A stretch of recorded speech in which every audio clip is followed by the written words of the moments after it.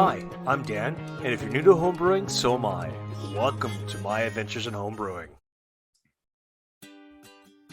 Hey, it's Dan here one more time, and I'm happy to say that we are now, or should I say my podcast is now sponsored by Escarpment Laboratories, yeast production for the fermentation of the exceptional craft beer.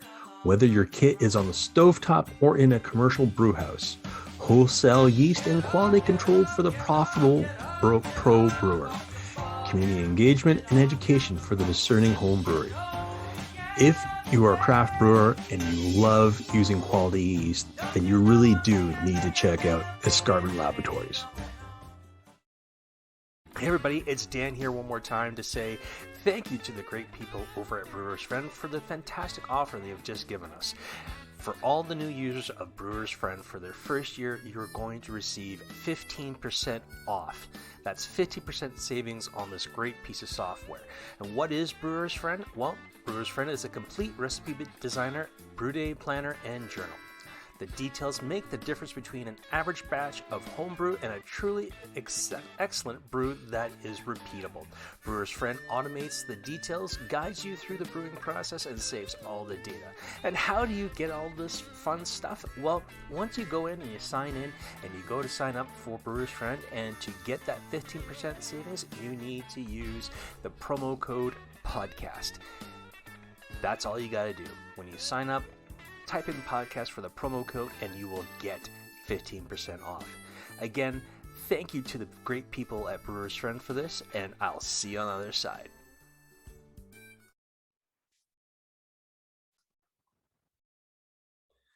Hey everybody, it's Dan, and it's that time once more to go around the world one more time and have a beer or two along the way. So thanks a lot for joining me this week. It's greatly appreciated.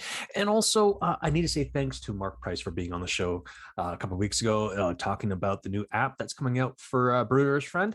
I've been fortunate enough to be one of the beta testers and trying out the new bells and whistles on this great piece of kit that you can have on your phone, so you don't have to lug your computer out to where you're doing your work if you're outside. Really, really cool. The timers, the calculators, there's a gambit of stuff. I really can't go into any much more than there is, but it's absolutely fantastic. So when it gets released, stay in tune with them, check it out.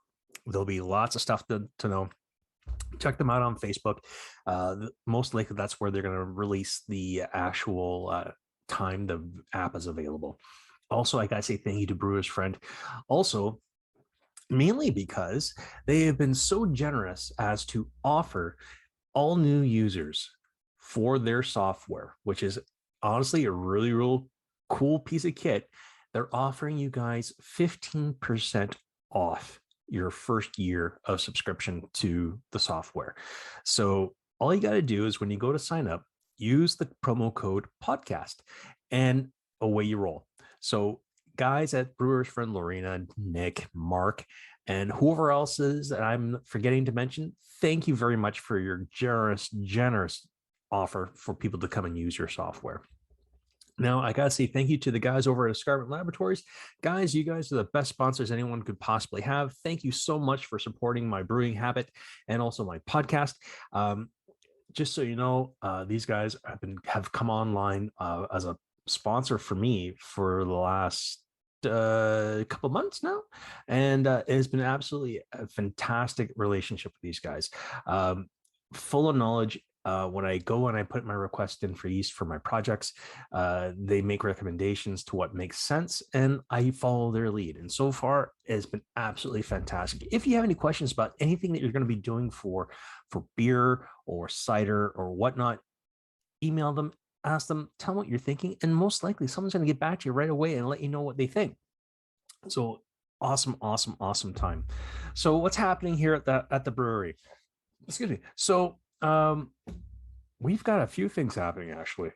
So as you guys remember, a few weeks ago actually, I made a blackberry blender Weiss using Lactic Magic, which is one of the Escarpment Laboratories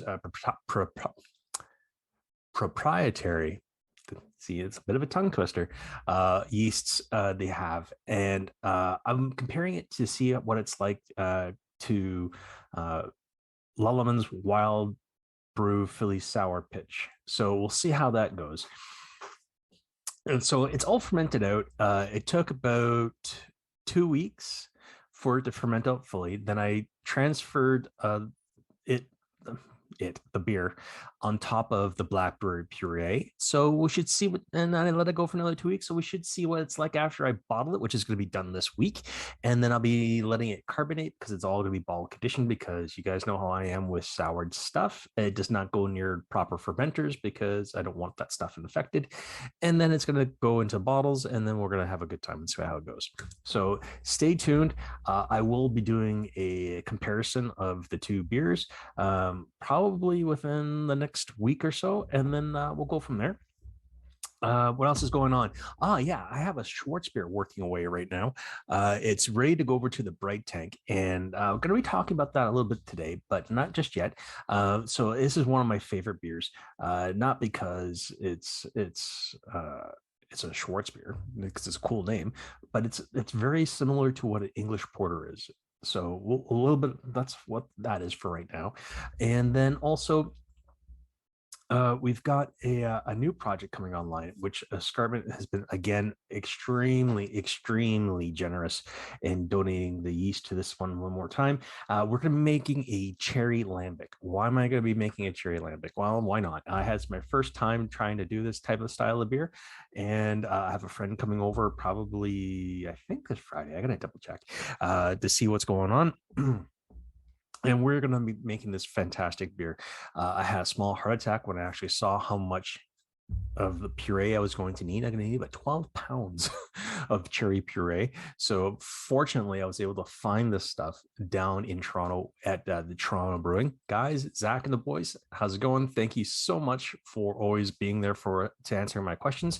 And this is got to be a huge undertaking, because not only do I need to do a basic wheat beer, then let it ferment out using Escarpment Labs classic wit yeast, and then I need to do two more pitches. I need to do the lactose bacillus and the Belgian sour blend to get it soured, and then also the cherries have to go on top of that. So this is going to be a rather unique beer. It's going to take a while to do. So I've got to get that going probably this weekend. So I got to reach out to my friend to see what's going on, and stay tuned, because there will probably be a video coming out along the way for that one as well. So now, what else do we got going on? That's about it. I mean, we've got some stuff to do out in the shop, a little bit of cleaning and everything else. I gotta say thank you to Dean at M3 out in Mississippi Mills, out in Pakenham, Ontario, Mississippi Mills Malting Company. Honestly, this has been some of the best base malt I've ever used. It's absolutely fantastic stuff. So Dean, your Pilsner malt's killer. Your two-row is killer. It's been absolutely fantastic. I look forward to any new grains that you've got coming online. Guys, if you haven't checked them out, go check them out over on Instagram, I believe also on Facebook, and you'll see that they are a fantastic bunch of guys. Dean is actually a fantastic person. Go support local. He won't steer you wrong. Now, why are we here today? Well, we are here today, basically, we want to talk about nice, dark German beers. Why? Why not? I don't know what it is. There's this thing about a nice dark beer that I have an affinity for. I enjoy the flavor. I enjoy the color, the mouthfeel. When a stout is poured, you got that nice roasty, malty flavor to it. It's hard to describe. I mean, yes, you can do things like chocolate grain or roasted barley, or even coffee flavored grain, or add coffee to it. It's just something about it that appeals to me. Now, I like a lot of dark beers. I like stouts. I like porters, barrel aged stouts, imperial porters, Baltic porters, brown porters, you name it. I love that stuff. But one of the beers I've recently found, and that it was only found when I went and visited a brewery out here in Ottawa called Tooth and Nail. And so far, they're the only local brewery that actually make this style of beer, which is actually really, really cool. They had a Schwarzbier that they made, which is absolutely fantastic. I went in looking for a porter because it was the time of year that it's getting cooler out now, where the darker beers are starting to come online, and they should come online because they're nice, they're hearty, and they're enjoyable. Now, I didn't know what to expect. I never heard of this beer. I didn't know what the beer was going to taste like. And they say, well, it's very similar to a porter. I say, well, what can go wrong? Man, was I impressed. This has got to be one of the best beers I've ever had. So now I've actually done this now. I've done it once before. I did it while I was under pressure. It was actually pretty good. But now I'm doing it on the system with the glycol chiller and everything else. And I gotta say, I was a little worried at the start, mainly because it took about 3 days, 3 to 4 days for the yeast to start working away. But once it started working away, oh my gosh, the gravity just dropped like crazy. It's absolutely nutso. And I'll put in some of the charts in here as I'm talking, and I'll show you what I'm talking about. It is absolutely fantastic at what the stuff can do. Now, I'll put the chart. I'll put the chart here. Yeah. Sorry, guys. Cameras are a little screwy at times. I'll put it here so you guys can see. And it's awesome, awesome, awesome. But enough of me rambling. Let's get into it about the beer here a little bit itself. So, like I said, this has got to be one of my favorite beers because I love all things dark beer. And it's not because it's just similar to a stout or a porter. It's just that it's full of flavor. It's got that nice roasted barley flavor that I enjoy so much. So now, what is a Schwarzbier? So Schwarzbier basically means black beer. And I've got a few notes here. So forgive me if I'm looking down. I had to do a little research on this beer. So Schwarzbier basically means black beer. There was evidence that points to a similar evolution to a dunkel. Yes, they are both dark or black lagers, but the characteristic of Schwarzbier is more in line of an English porter. Why is that? Well, they're both usually about 5.6% alcohol. They're both beautifully roasted, nice dark, either black or dark amber colors, really, really roasty flavors, almost on the verge of like coffee flavor, which is really, really nice. Both these beers have a nice roasted and malt characteristics with a smooth malt feel. The roots of the Schwarzbier lie in Thuringia. Again, I am going to try and say the German names. I am not saying that this is the right way to say it, so please be patient with me.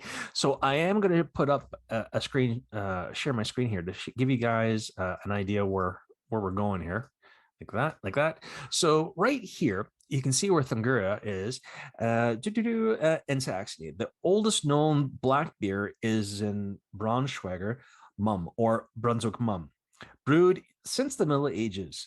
The first documented mention from this is in 1390 in Braunschweig or Brunswick Mumm. The earliest documented mention in Thuringia is the Kostierza. Again, I am sorry. I will make sure if you read in the description below, you'll see what I'm talking about. From 1543, the brewery, which later started producing Schwarzbier and still produces it today. Present day East Germany has many unique varieties of this style from regional breweries. While dunkel production at the time was mainly in Munich, Schwarzbier has to places of origin the brewery in the famous town of Franconia brewing city of Kulmbach and the smaller hamlet of Thuringia. Each have dates to when they started brewing this beer, dating back to 1543. So this beer has been around uber long, which is like which to me resonates because you can feel that there was a lot of love put into this beer when they were actually crafting it. But at the time, you know what? They're probably just making beer to fill the void and also using what they had to actually make it a really great product. So now, while lagers weren't as popular at the time, it wasn't until after the Second World War that this style started to become more popular. And I can understand that because during the war, there wasn't really a whole lot of ways to do temperature control. And what do I mean by temperature control? Well, we all know what happens when things go a little squirrely. We all know that things can get a little interesting when it comes to temperature control. And this is probably why there's probably no set way to actually make sure that you're able to keep your beer at that lagering temperature, which we all know is between 45 and 55 degrees Fahrenheit. So what do? Well, you stick with mainly what you can do in warmer temperatures, which is ales. So now in a glass, a Schwarzbier looks much like a British dark ale, but looks can be deceiving. So Schwarzbier, unlike a British ale, has a clean lager taste that leaves next to no perception of fruitiness on the palate. Instead, Schwarzbier produces a very mild, almost bittersweet notes of chocolate, coffee, and vanilla, which is some of my most favorite things this beer does. Now, why am I so excited about this beer? Well, the reason why I'm so excited about this beer is that it is got to be one of the most intricate things I've done to how much malt and how finessed it is. So here, I'll share my screen again and I'll show you this part. There we go. So right here is the actual recipe. And you can see here, you've got American Pilsner, you've got Munich, you've got some other caramel or Crystal 30, you've got American chocolate, you've got Carafa 1, and some roasted barley. So as you can see here, there's 8, you're maybe looking at a grand total of maybe 9 pounds worth of grain. So at first you probably think it's going to be a rather thin mash, and it's not too thin, and it's not like trying to stir concrete, but it's substantial. Let's leave it at that. And the hops are extremely complementary, which is the Hallertau middle fruit, which is, I'm sorry, Horst. I know I'm butchering how you're supposed to say it, but these actually give the right amount of bitterness to it and flavor. And there's not a lot of craziness to it. So that makes things so much better to do. Now, down here, it says Escarpment Labs Munich Lager Yeast. So what I did is I used Escarpment Laboratories Beer Garden, which is a new blend that they have out, which I actually have been fortunate enough to use. And I'll put it here in the wrong way. I'll put it right about here. There we go. I'll put it right about there. And I'll show you what it's about. And I'll also put the link for it down in the description. So this is got to be one of the coolest beers I've ever had. You can probably actually give this beer to someone, let them try it, not tell them what it is. And they'll probably think it's a straight up English porter, but it's not. There's a lot to this beer that it's so subtle, is that it's absolutely fantastic. Now, I know I'm just rambling. I'm sorry, guys. I'm rambling because I'm just so excited about this beer. So when I actually made this beer, it was actually a really cool day. It was actually a very smooth brew day, to be honest. So we got up, got our water in. We'll start off with strike water at around 170 degrees, and we had about 3.5 gallons worth of strike water. Once everything was up, temperature got dropped down to 152, 154, and then we started our mashing. We kept everything at the right temperature, which is great when you're using an all-in-one system because it's very easy to maintain it, because once it's set, any temperatures dip, it automatically kicks back in and goes from there. Got everything in, did our sparge, and then we brought everything up to a boil. And it's an hour boil. Put in our super moss at the end. We did our hop additions, and then we chilled it down. Now, the coolest thing about this is getting it into the actual Flex Plus and actually using it with the cooling coil. Now, I had to play with the temperature a little bit with this, mainly because I went too low, I think, at the beginning. So I had it around 53 degrees. Fahrenheit. And I think that might have been too low. So I brought it up to roughly about 55 and I gave it another day and a half. And within that day and a half of after pitching it, so this is maybe 3 days later, the actual yeast started to work. And I was able to see that by using my tilt hydrometer. Again, like I said, over here, I will show you the chart and show you what I'm talking about. Um, so it's actually a really really cool thing to see a beer once it starts rolling, and you can't help but watch as it ferments out, because you're like, it's my baby. This is everything I've put into this. You put your own blood, sweat, and tears into it. I don't know about blood, but sweat and tears probably, because you're probably crying a couple times when you know you've made a mistake. And then you go from there. I've had great success with this beer. And now I'm hoping this one actually turns out. I have been considering, because believe it or not, I actually do have a couple bourbon barrels right now, but doing a barrel aged version of this. But I don't know if that's possible or not. So if anyone has any recommendations on a barrel aged German beer, let me know. Send me a comment, send me a like, whatnot. That'll be greatly appreciated. And guys, it's going to be a short one today. I'm sorry. I've got a lot of stuff in the works though. So stay tuned. Thanks a lot for coming along for the ride and a beer or two along the way. I'm Dan, and I'll see you on the other side.